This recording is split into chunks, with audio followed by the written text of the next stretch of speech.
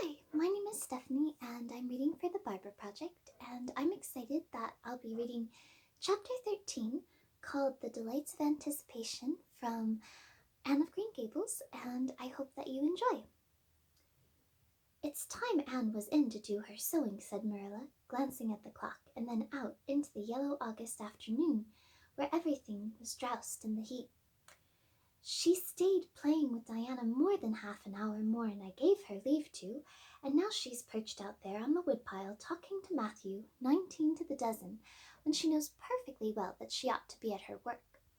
And of course he's listening to her like a perfect ninny. I never saw such an infatuated man. The more she talks and the odder the things she says, the more he's delighted evidently. Anne Shirley, you come right in here this minute, do you hear me? A series of staccato taps on the west window brought Anne flying in from the yard, eyes shining, cheeks faintly flushed with pink, unbraided hair streaming behind her in a torrent of brightness. "Oh, Marilla," she exclaimed breathlessly, "there's going to be a Sunday school picnic next week in Mr. Harmon Andrews' field, right near the Lake of Shining Waters. And Mrs. Superintendent Bell and Mrs. Rachel Lynde are going to make ice cream. Think of it, Marilla, ice cream. And oh, Marilla, can I go to it?" "Just look at the clock, if you please, Anne. What time did I tell you to come in?" 2 o'clock. But isn't it splendid about the picnic, Marilla? Please, can I go? Oh, I've never been to a picnic. I've dreamed of picnics, but I've never— Yes, I told you to come at 2 o'clock, and it's 2:45. I'd like to know why you didn't obey me, Anne. Why, I meant to, Marilla, as much as could be, but you have no idea how fascinating Idlewild is. And then, of course, I had to tell Matthew about the picnic. Matthew is such a sympathetic listener. Please, can I go? You'll have to learn to resist the fascination of idle, whatever you call it. When I tell you to come in at a certain time, I mean that time and not half an hour later. And you needn't stop to discourse with sympathetic listeners on your way either. As for the picnic, of course you can go. You're a Sunday school scholar, and it's not likely I'd refuse to let you go when all the other little girls are going.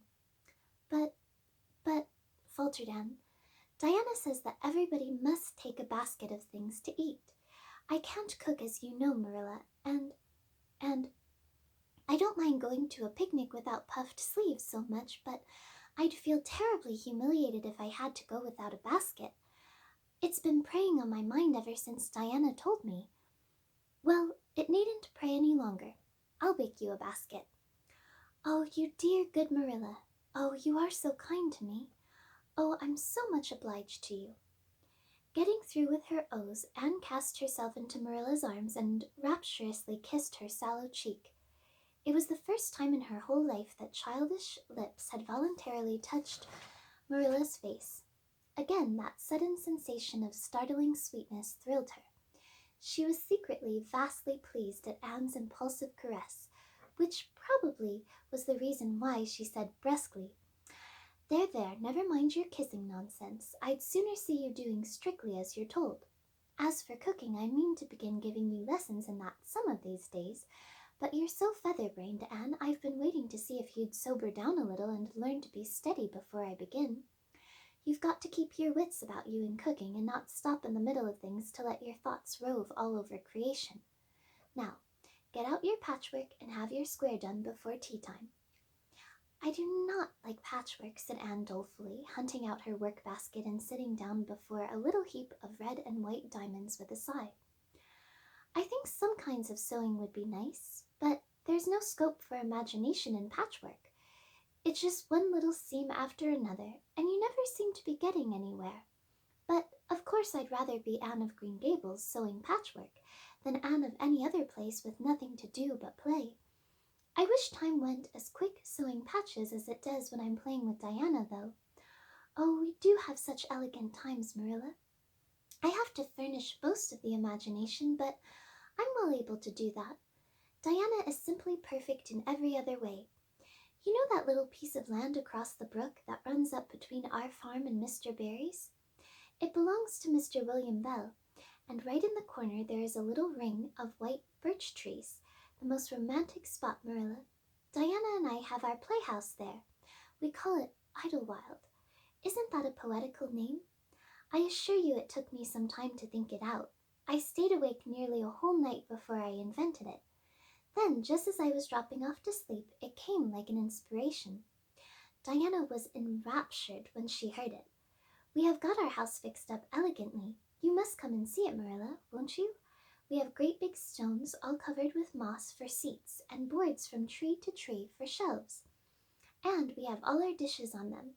Of course, they're broken, but it's the easiest thing in the world to imagine that they are whole.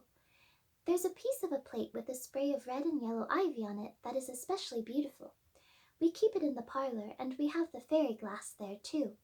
The fairy glass is as lovely as a dream. Diana found it out in the woods behind their chicken house. It's all full of rainbows, just little, young rainbows that haven't grown big yet, and Diana's mother told her it was broken off a hanging lamp they once had. But it's nicer to imagine the fairies lost it one night when they had a ball, so we call it the fairy glass. Matthew is going to make us a table. Oh, we have named that little round pool over in Mr. Barry's field Willowmere.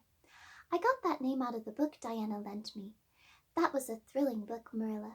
The heroine had 5 lovers. I'd be satisfied with one, wouldn't you? She was very handsome and she went through great tribulations. She could faint as easy as anything. I'd love to be able to faint, wouldn't you, Marilla? It's so romantic. But I'm really very healthy for all I'm so thin. I believe I'm getting fatter, though. Don't you think I am? I look at my elbows every morning when I get up to see if any dimples are coming. Diana is having a new dress made with elbow sleeves. She's going to wear it to the picnic. Oh, I do hope it will be fine next Wednesday. I don't feel that I could endure the disappointment if anything happened to prevent me from getting to the picnic. I suppose I'd live through it, but I'm certain it would be a lifelong sorrow. It wouldn't matter if I got to 100 picnics in after years. They wouldn't make up for missing this one. They're going to have boats on the Lake of Shining Waters, and ice cream, as I told you. I've never tasted ice cream. Diana tried to explain what it was like, but I guess ice cream is one of those things that are beyond imagination. Anne, you have talked even on for 10 minutes by the clock, said Marilla. Now, just for curiosity's sake, see if you can hold your tongue for the same length of time. Anne held her tongue as desired, but for the rest of the week she talked picnic, and thought picnic, and dreamed picnic. On Saturday it rained, and she worked herself up into such a frantic state lest it should keep on raining until and over Wednesday, that Marilla made her sew an extra patchwork square by way of steadying her nerves. On Sunday Anne confided to Marilla on the way home from church that she grew actually cold all over with excitement when the minister announced the picnic from the pulpit. Such a thrill as went up and down my back, Marilla. I don't think I'd ever really believed until then that there was honestly going to be a picnic. I couldn't help fearing I'd only imagined it. But when a minister says a thing in the pulpit, you should have to believe it. You set your heart too much on things, Anne, said Marilla with a sigh. I'm afraid there'll be a great many disappointments in store for you through life. Oh, Marilla, looking forward to things is half the pleasure of them, exclaimed Anne. You mayn't get the things themselves, but nothing can prevent you from having the fun of looking forward to them. Mrs. Lynde says, Blessed are they who expect nothing, for they shall not be disappointed. But I think it would be worse to expect nothing than to be disappointed. Marilla wore her amethyst brooch to church that day as usual. Marilla always wore her amethyst brooch to church. She would have thought it rather sacrilegious to leave it off, as bad as forgetting her Bible or her collection dime. That amethyst brooch was Marilla's most treasured possession. A seafaring uncle had given it to her mother, who in turn had bequeathed it to Marilla. It was an old-fashioned oval containing a braid of her mother's hair surrounded by a border of very fine amethysts. Marilla knew too little about precious stones to realize how fine the amethysts actually were, but she thought them very beautiful and was always pleasantly conscious of their violet shimmer at her throat, above her good brown satin dress, even although she could not see it. Anne had been smitten with delighted admiration when she first saw that brooch. Oh, Marilla, it's a perfectly elegant brooch. I don't know how you can pay attention to the sermon or the prayers when you have it on. I couldn't, I know. I think amethysts are just sweet. They are what I used to think diamonds were like. Long ago, before I had seen a diamond, I read about them and I tried to imagine what they would be like. I thought they would be lovely, glimmering purple stones. When I saw a real diamond in a lady's ring one day, I was so disappointed I cried. Of course, it was very lovely, but it wasn't my idea of a diamond. Will you let me hold the brooch for 1 minute, Marilla? Do you think amethysts can be the souls of good violets? The end. Thank you so much for joining me for my reading. I look forward in the next video to read Chapter 14, Anne's Confession, and I hope that my reading brought you some comfort, and I hope that you enjoy the rest of your day. Bye!